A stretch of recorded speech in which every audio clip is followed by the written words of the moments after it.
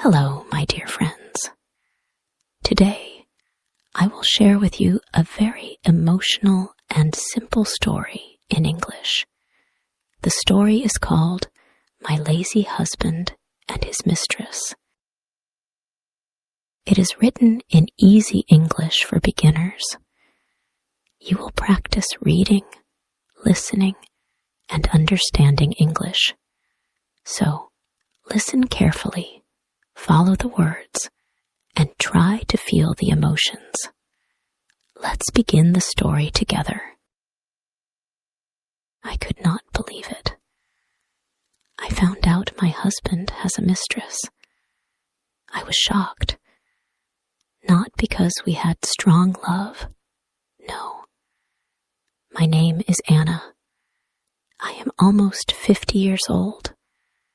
I have been married for 25 years.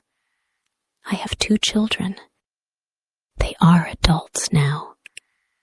They live their own lives. My husband is lazy. Very lazy. He spends all his free time on the couch. He watches TV, drinks beer, and sleeps. That is his life. I sometimes call him a couch pumpkin. He never helps in the house. He never wants to go for a walk. He says, I am tired. I need to rest. Leave me alone. And I do everything. I cook. I clean.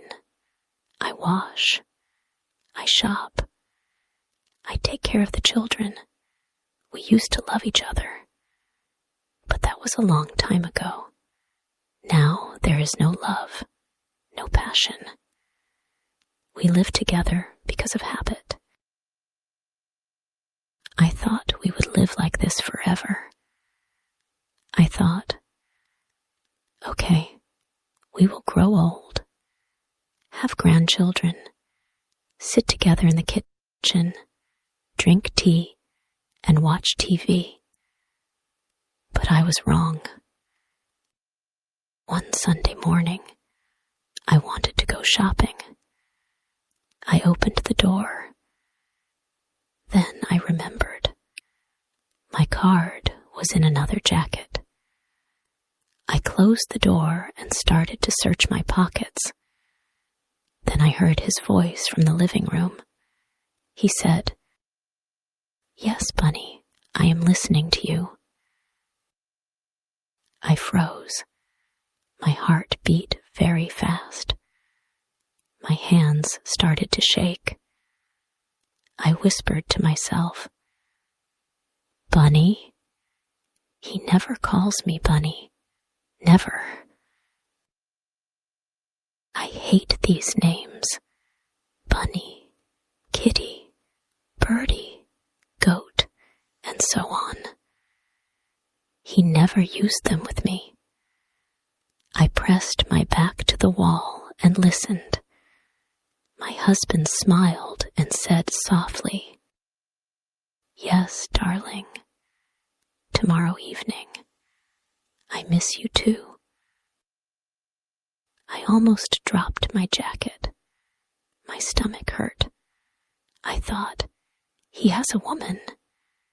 He has a mistress. But how? He is too lazy to go out. When he finished the call, I walked into the living room. He was still holding the phone. He looked surprised. I asked him directly, Who is this Bunny? He went pale. He opened his mouth but said nothing. Then he whispered, She is my woman. I stared at him. My eyes were wide. My voice was loud. Your woman? You mean your mistress? He nodded. Yes. Sometimes I see her, I laughed, but it was a sad laugh. You? You cannot fix a shelf. You cannot walk to the store. And you can meet a mistress? How is this possible? He tried to smile. She makes me feel alive. I felt pain in my chest. Tears came to my eyes. Alive? I gave you 25 years of my life. I cooked for you. I washed for you. I raised your children. And now you need another woman to feel alive? He looked away. I am sorry. I wiped my tears. I said firmly, call your bunny. Tell her you are coming today. Not tomorrow. Today. He looked shocked. What? Today? I said loudly, yes. Go to her. Run, jump, crawl. I don't care. Just go. I don't want you here. He sat on the couch and did not move. His face was sad. But this is my home. I shook my head. Not anymore. You destroyed it. Go to your mistress. I need to think about my life. He left slowly. I sat down at the table. I put my hands on my face and cried. I whispered to myself, 25 years, and now this. What will I do?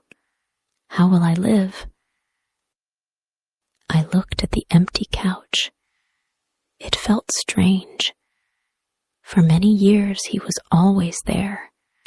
Now it was empty. I remembered when our children were small. We were young. We laughed. We made plans. And now, nothing. Just betrayal. But then I felt something new inside me. A little fire. A little courage. I said to myself, I will divorce him. I will not live with a cheater. I will be free. I will start again. I took a deep breath. Tears were still on my cheeks, but I felt stronger. The next morning, I called my daughter. My voice shook. I told her everything.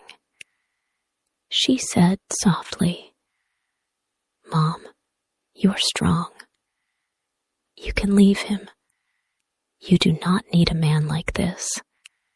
We love you. Her words gave me courage. That afternoon, I saw the mistress outside our house. She came to talk to my husband. My heart beat fast. My hands shook. I wanted to scream.